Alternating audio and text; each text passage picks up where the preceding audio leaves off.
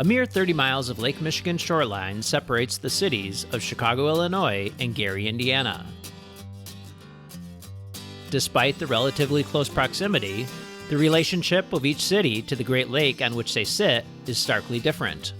Whereas visionaries ensured that Chicago's lakefront be in a park-like setting and open for public use, the town of Gary followed the creation of U.S. Steel's Gary Works steel plant, which was built directly on the southern shore of Lake Michigan. Despite its challenges and lack of Lake Michigan access, Gary is a city that is determined to renew and reinvent itself. Most recently, Gary has pitched the ultimate comeback story to the Chicago Bears, a proposal that outlines 3 potential stadium sites for the Bears, all within the borders of Gary. This video details a 70-mile loop ride from Soldier Field in Chicago to Gary, Indiana, and back. It is a tour through a large portion of northwest Indiana. And along the way, 5 potential Bears stadium sites will be viewed. A bike tour will be detailed, and some interesting sites will be discussed. So come along for the ride on the Chicago to Gary and back Get Out and Bike adventure.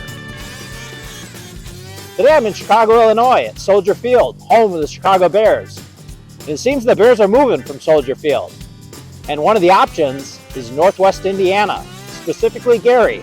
Gary's given the Bears 3 options for where they can build a stadium. Today we're going to ride out to Gary, check those 3 sites out, and then we're going to ride back. So we're going to get a route in, and we're going to see some sites. This ride begins at Soldier Field, home of the Chicago Bears since 1971. Despite an extensive and shape-altering renovation in 2002, the Bears have been in pursuit of a new stadium since 2021. Home to a certain team which come January will run roughshod over the competition in Super Bowl 26, a team that is known as the Bears. The Bears. Initially, the Bears seemed settled on a move to Arlington Heights, at the former location of Arlington Park Racetrack. The team purchased the property for nearly $200 million in 2023 and subsequently raised the existing structures. However, many alternatives have popped up in the time since. In a desperation play to keep the Bears on the lakefront, the city of Chicago proposed renderings for a domed stadium on the area to the south of Soldier Field in April 2024. This concept was estimated to cost over $3 billion, and the existing stadium would be raised except for the historic columns. Despite a strong location and impressive renderings, the option does not seem viable because the Bears would not be the owners of the stadium and the land on which it would sit. So I'm south of the stadium right now, and there's renderings for a dome stadium kind of right behind me there. They look pretty cool, and if cost wasn't an issue, if the deal didn't matter, this would probably be the best choice for a new stadium. You got the city right in the background. But I don't think it's going to happen. The Bears want to own the land, they want to own the stadium, and this option doesn't allow them to own the land. After passing the first stadium site option, the ride passes by the striking length of the McCormick Place Convention Center. Designed by Gene Summers and opened in 1971, the architect was heavily influenced by the works of Mies van der Rohe and Helmut Jahn. McCormick Place exhibits a sleek, simple, and elegant black exterior that emphasizes the steel and glass building material.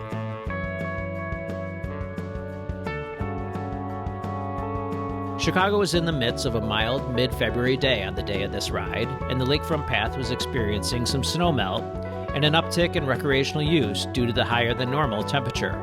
Despite the rise above freezing, large blocks of ice sloshed around in the lake, and the ice formations along the shoreline of the lake and on the beaches were still frozen solid. So I'm out on these ice shelves on one of the beaches on the south side of Chicago, and they're pretty cool. They just form through the waves, and it goes up about 4 feet. So today it's supposed to get into the 40s, which is a lot warmer. It's still cold, but it's warmer. And us Chicagoans, mid-40s, early February, we're getting out and enjoying this. It's warm for us. The Lakefront Path extends for nearly 8 miles south of Soldier Field. After passing landmarks such as 31st Street Beach, Promontory Point, and Jackson Park, the Lakefront Path comes to an end at the South Shore Cultural Center. All right, made it to the end of the Lakefront Path. Now it's on to South Shore Drive, and to the Lakeshore Drive extension, onto the Burnham Greenway, to the Wolf Lake Trail, Erie, Lackawanna, over to Gary. Easy. After leaving the Lakefront Path, the bike lane on South Shore Drive extends for 1.5 miles to 79th Street.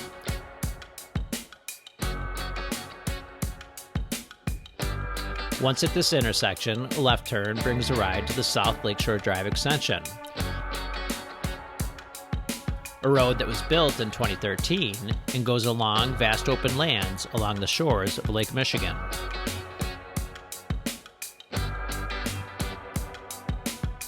This road was built to spur development at the U.S. Steel Southworks site, which operated on the land along the road until its closure in 1992. Nearly 15 years since the South Lakeshore Drive extension's opening, the land along the road remains vacant and dominated by weeds. After 2 miles, the South Lakeshore Drive extension comes to an end at its intersection with Ewing Avenue. Nearby this intersection sits a church which was featured in Blues Brothers in 1980. You know, I could never resist stopping at a good movie site. This is the Triple Rock Baptist Church, what it was called in the Blues Brothers at least.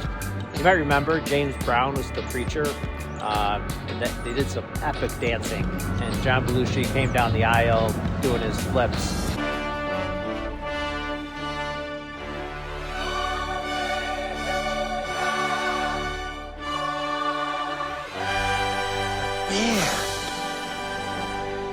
The band!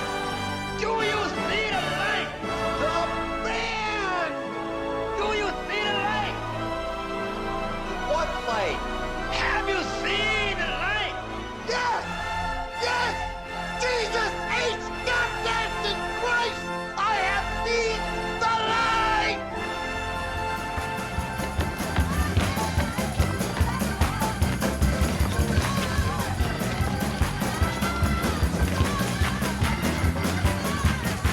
A left turn onto Ewing Avenue brings a ride over the Ewing Avenue Bridge that passes over the Calumet River. This drawbridge is in constant use as ships pass through when traveling back and forth between Lake Michigan and the Calumet River. Ewing Avenue extends south through a gritty and maritime setting on the south side of Chicago. The building at Ewing Avenue and 94th dates to 1907 and was built as the Schlitz Tide House. Schlitz Brewery built and operated the building as a way of serving its own beer to the Chicago residents in the area. The Schlitz logo is proudly emblazoned in the stonework on the second floor of this building that is now registered as a Chicago landmark. Upon passing 95th Street, the road becomes part of US 20. This road is the longest in the United States at 3,365 miles. Established in 1926, the route is referred to as the Grant Memorial Highway along its span through Illinois. After a few blocks, US 20 passes under the towering bridge of the Chicago Skyway. Once beneath, a path along the base of the bridge travels southwest towards the Burnham Greenway. It is necessary to cross US 20 at the first traffic light to get on the Burnham Greenway, which travels south on a strip of land between residential and commercial structures. For this route, the Burnham Greenway is only ridden for 1 mile to 112th Avenue, whereupon a left is taken past Eggers Grove Forest Preserve and Nature Area.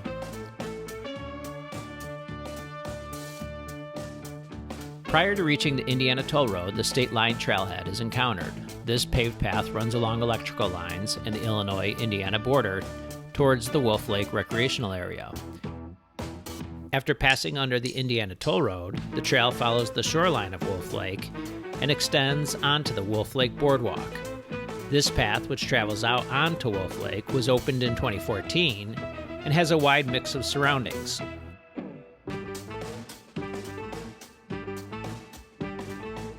While the lake is a setting for many natural habitats, electrical lines tower overhead, the toll road buzzes with automobile traffic to the right, and smokestacks from the Whiting oil refineries dot the horizon to the east. Despite the unsightly aspects, the Wolf Lake Boardwalk is a unique and enjoyable trail feature in northwest Indiana. And the west side of the lake is the second stadium site option that has been presented to the Bears. Chicago Bears executives met with NFL Commissioner Roger Goodell at this site prior to the Bears versus Packers wild card playoff game. Range, they want to get 7, they can use the clock. Williams throwing, and it's caught for the touchdown by DJ Moore. So I'm at Wolf Lake in Indiana now, on the east side of the lake.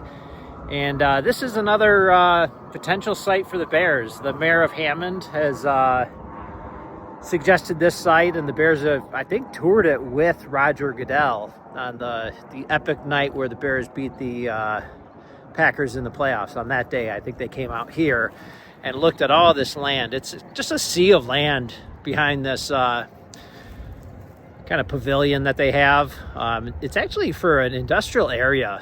It's really nice. You don't necessarily see all the smokestacks and oil refineries of Whiting, which is a little bit to the east, or the expressway, which is a little bit to the west. But it's just kind of a nice area. But with all that land behind me, that's, I guess, one of the sites, and that could be in play. Not likely, but yeah, there's the pavilion behind me. I think they have like music events and performances there in the summertime, so it's not bad. So when the weather gets good, head on out to Hammond, Indiana, Wolf Lake. The Marquette Greenway is picked up beyond the Wolf Lake recreational area. This paved path travels along roads through Hammond.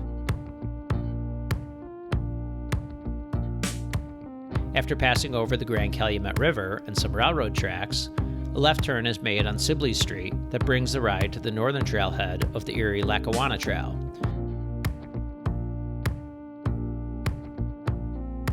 This trail runs for over 15 miles in a southeast direction to Crown Point. It is paved and runs on a former railway right-of-way through the towns of Highland, Griffith, and Munster. So I'm on the Erie Lackawanna Trail right now. I really like this trail. It goes through northwest Indiana, through the cities of Highland, Griffith, I think Munster, and then all the way to Crown Point. But real smooth riding, old railroad, rails to trails route. So Chicagoans probably don't get on it too often, so check it out if you can. Today I'm only taking it to 173rd, and then from there you get off and head east towards Erie. So we'll only be on this for a little bit, but I enjoy it. One landmark on the Erie Lackawanna Trail is the Hammond Civic Center. This multi-purpose event center is best known to me for playing host to numerous WWF events at the height of the organization's popularity in the 1980s. The trail must be departed at 169th Street for the ride west into Gary. The street has a moderate volume of traffic, however it is wide, with a shoulder on which to ride. Furthermore, traffic lessens as Gary draws nearer. The United States Steel Corporation established its Gary Works plant on the shores of Lake Michigan in 1906. The site at the base of Lake Michigan was ideal for its proximity to Chicago and the traffic that flowed through the site via the Great Lakes and along the bottom of Lake Michigan. The founding chairman of U.S. Steel, Albert H. Gary, recognized the need for a company town that provided the workers of the Gary Works plant nearby housing and the infrastructure necessary for a community. The town of Gary was subsequently established in his name. Gary, Indiana, Gary, Indiana, Gary, Indiana. Let me say it once again. Gary, Indiana, Gary, Indiana, Gary, Indiana. That's the town that knew me when. Gary saw tremendous growth in the first half of the 1900s, and the town became a thriving community. By the 1960s, the Gary Works plant employed over 30,000 people, and the town of Gary had a population of just under 200,000. One family that lived in Gary during these boom years was the Jackson family, who purchased a home at the southwest corner of Jackson Street and 23rd Avenue in 1950. At the time, Joe and Catherine Jackson were recently married, and Joe worked at Inland Steel nearby.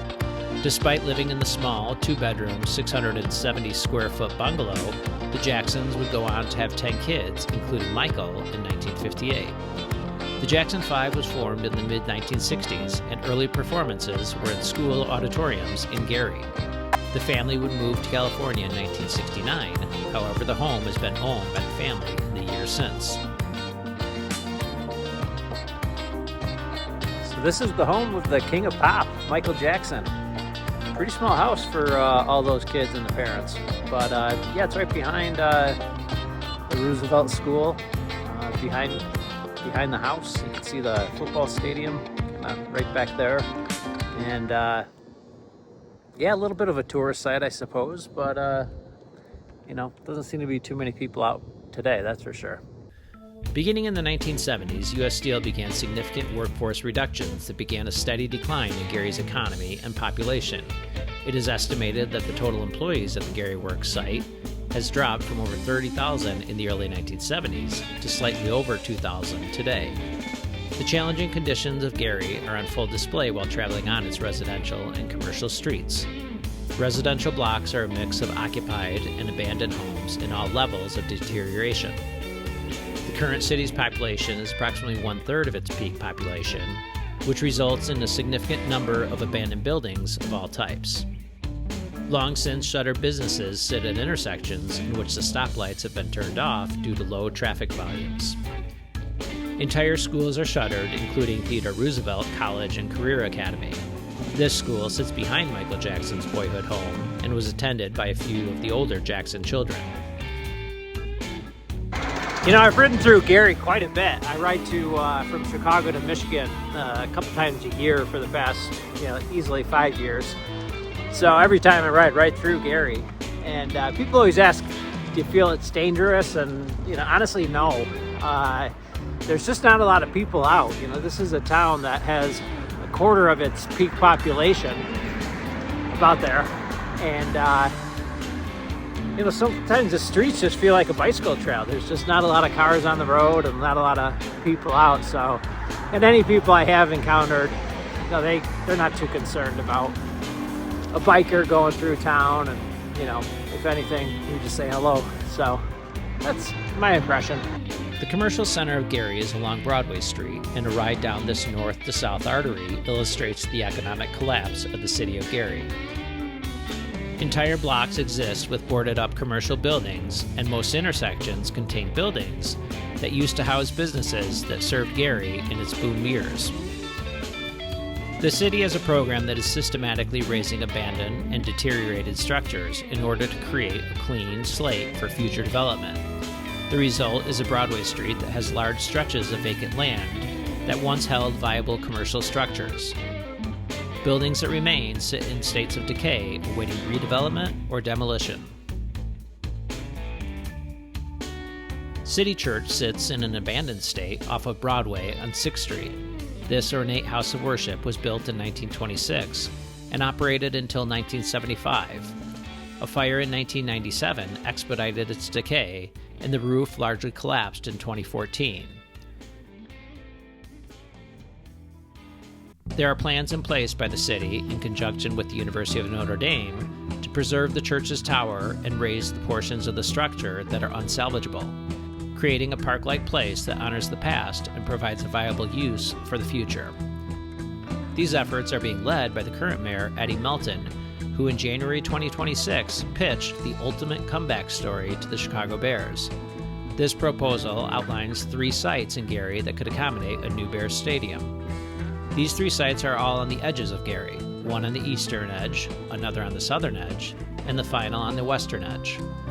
The first site that I visited on this day of riding was on the southern edge of Gary, next to the Hard Rock Casino, Northwest Indiana, which was opened in 2021 along Interstate 94. While this site is within the borders of Gary, it is distinctly separate from the main city due to its location on the south side of the expressway. The proposed site for a Bears stadium is primarily vacant land, with the Hard Rock Casino to the west, expressway to the north, and a nature area to the south. The site has easy access and high visibility due to the expressway, and the casino has provided a small bit of economic momentum to the area. So I'm at the area along the expressway, a little bit east of the Hard Rock Casino, one of the sites where Gary has proposed that the Bears Stadium would go. It's really a quiet area. There's no residential around here. I think of all the sites in Northwest Indiana, this has the most possibility. Right on the expressway, so anyone coming into Chicago from the east would pass right by the stadium. And then there's just a ton of land around here. And the Little Calumet River runs east to west to the south of this proposed stadium site. On the north side of the river is the Little Calumet River Levee Trail. This paved trail runs for over 3 miles on the strip of land between the Little Calumet River and the I-90 Expressway. While a bit snowy on the day of this ride, it was an unexpected and enjoyable strip of riding while riding into Gary. So I found this nice little trail in Gary. It's on the south end of town, the Little Calumet River Levee Trail, I believe is what it's called. I don't think they plow it, but the snow at this part is melted. I have a feeling I might encounter some snowed out areas of the trail, but kind of nice to, again, check out something new that I've never checked out.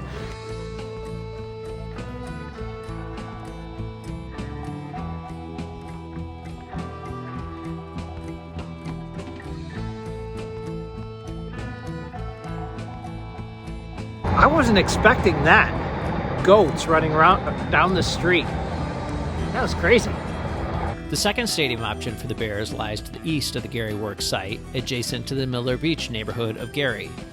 This area is separated from the rest of Gary by I-65, I-90, and the Gary Works site. As such, it has a much different vibe than the rest of Gary.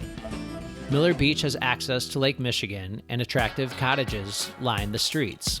City-owned land directly on the lake between Gary Works and Miller Beach is the second site option. However, significant access challenges exist with this option that make it a long shot. Getting to the third and final stadium site involved a ride west on 4th Avenue towards Gary International Airport. The blocks of homes along this stretch have the same mix of occupied and long since abandoned structures.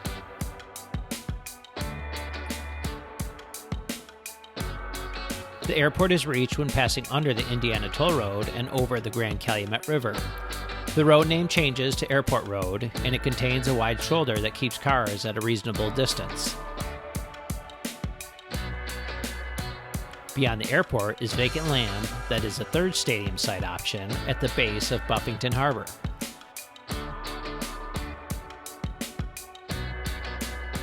Klein Avenue provides access to this area that is also home to the Ameristar Casino, East Chicago. While the land appears to be plentiful in this area, access seems to be difficult, and the surroundings are not very appealing despite its location on the lake. So this is the last site. It's pretty remote. It's Buffington Harbor. It's off of the road that goes past Gary Airport and Klein Avenue, I think.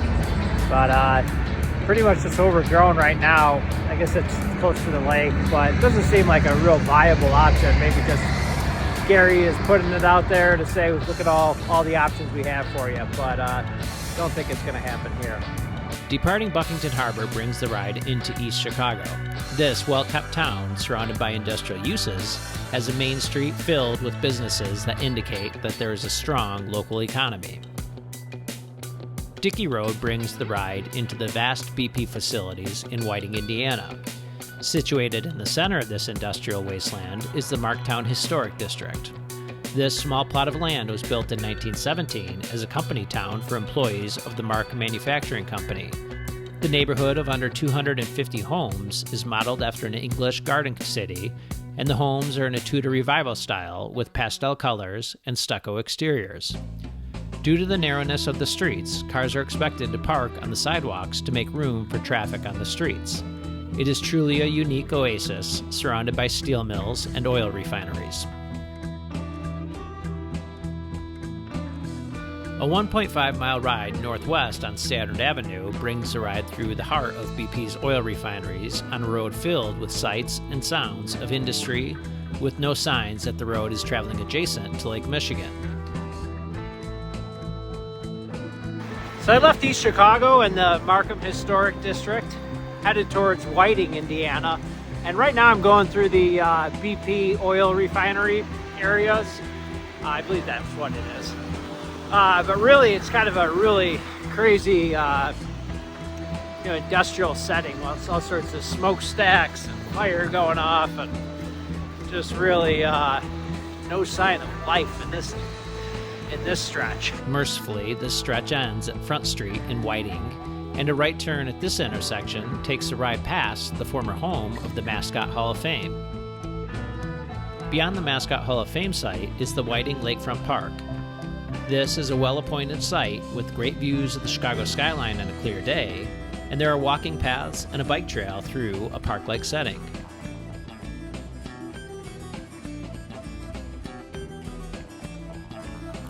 The Whiting Lakefront begins a 5-mile stretch of roads and paths that run along Lake Michigan with clear views onto the lake for nearly the entire stretch. There is a paved path along the expansive Weehawla Beach, and it eventually ends at the Horseshoe Hammond Casino. Beyond the casino is the State Line Plaza. At the center of this point is an obelisk from 1838 that was commissioned to mark the border between Illinois and Indiana. It is considered the oldest man-made structure in the Chicago area and stands at 15 feet. A road beyond the State Line Plaza brings the ride into Calumet Park, with the Chicago Skyway Bridge soaring in the distance. Calumet Park contains beaches on Lake Michigan, a central field with baseball fields, and pathways around the main park. The day has turned cold on me. I'm back in Illinois, going through Calumet Park, and I'm going to link back up to basically the South Lakeshore Drive extension, and then just reverse my steps, get back to the South Shore Drive, the Lakefront Path, and back to Soldier Field, where we'll wrap this up. Calumet Park comes to an end at 95th Street, at which point a right onto Ewing Avenue completes the loop portion of this route. From this point, the same 12-mile route that was taken on the way south is taken back to Soldier Field. The Calumet River is crossed on the Ewing Avenue Bridge, a landmark that allows for clear views to the point at which this river and Lake Michigan converge. This also provides an opportunity to look at the rusting lift bridge for that railway that used to cross this waterway. A right onto the South Lakeshore Drive extension brings the ride back to South Shore Drive, which leads to the southern trailhead of the Lakefront Path. The Chicago skyline gets increasingly close while pedaling past the many beaches on the South Lakefront Path. At last, the current home of the Chicago Bears is reached, with its iconic Greek columns from 1924. And that's a wrap for the 70-mile loop to Gary, Indiana. We checked out 5 potential stadium sites. My prediction, it's going to be the easiest path, Arlington Heights. So in a few years, we're going to head to Arlington Heights to watch Bears games. Go Bears. Thank you for coming along for this ride from Chicago, Illinois to Gary, Indiana and back. I hope that you have learned a bit about the route and have enjoyed seeing potential sites for the next home of the Chicago Bears. While the Gary sites may be long shots, they have provided an excuse to get out and bike through industrial settings to the southeast of Chicago and along Lake Michigan.